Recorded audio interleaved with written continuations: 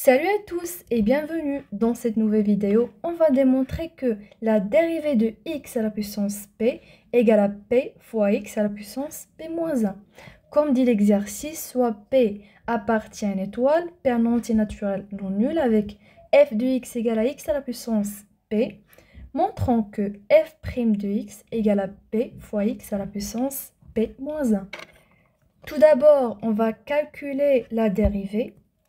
Et on va démontrer que si cette dérivée existe, elle est égale à p fois x à la puissance p moins 1. Eh bien, f' de x égale à la limite de, par exemple, la variable y qui tend vers ce x, de f de x, en fait f de y, moins f de x sur y moins x, ou bien f de x moins f de y sur x moins y, égale à la limite, cette fois on va remplacer, on a f de x égale à x à la puissance p, donc f de y c'est y à la puissance p, donc c'est y à la puissance p, moins x à la puissance p sur y moins x, lorsque y tend vers x. Jusqu'ici, on aura besoin d'aide de la vidéo précédente dans laquelle on a démontré que a à la puissance n moins b à la puissance n avec n un entier naturel et a et b des réels.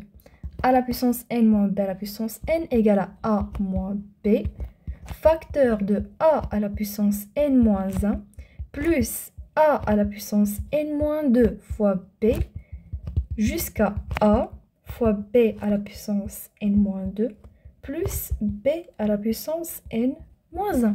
Je vous laisse le lien de cette vidéo si vous voulez voir la démonstration de cette égalité. En fait, c'est à retenir a à la puissance n moins b à la puissance n se factorise sous cette forme. Eh bien, la même chose, on a y à la puissance p moins x à la puissance p avec p un entier naturel et x et y des réels. On va remplacer, bien sûr, en changement de variable, on va prendre a égale y, n égale à p et b égale à x. Et on remplace f' de x, on est arrivé à limite de y à la puissance p moins x à la puissance p sur y moins x lorsque y tend vers x. On remplace égale à la limite lorsque y tend vers x 2. On remplace a par y, n par p et b par x.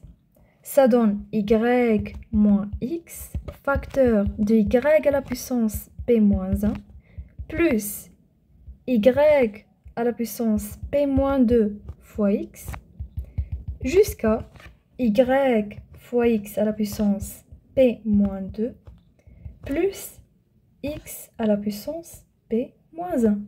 Le tout sur y moins x. Maintenant, on a des simplifications. Simplifie y moins x avec y moins x. Donc, égal à la limite de y à la puissance p moins 1 plus y à la puissance p moins 2 fois x jusqu'à plus y à la puissance, en fait, y fois x à la puissance p moins 2 plus x à la puissance p moins 1 lorsqu'y tend vers x.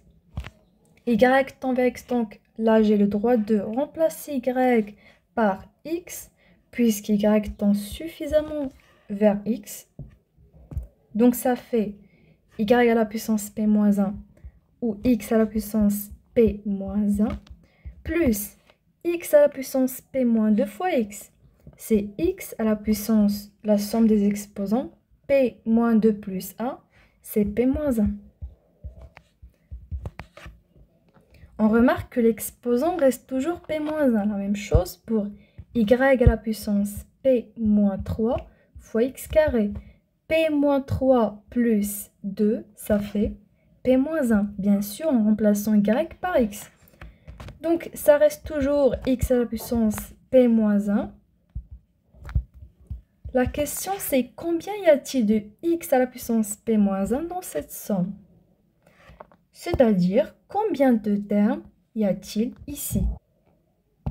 Eh bien on a commencé lorsqu'x avait comme exposant 0, x à la puissance 0, ça fait 1, plus x à la puissance 1 jusqu'à x à la puissance p moins 1. On a commencé de 0 jusqu'à p moins 1. Donc il y a p termes.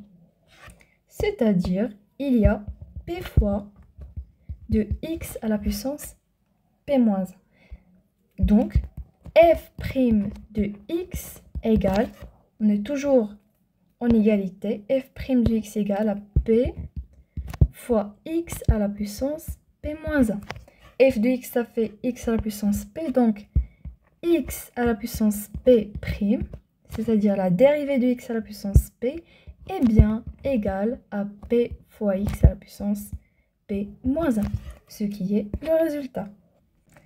Et voilà, c'était notre vidéo d'aujourd'hui. J'espère qu'elle vous a plu. Je vous dis donc à la prochaine.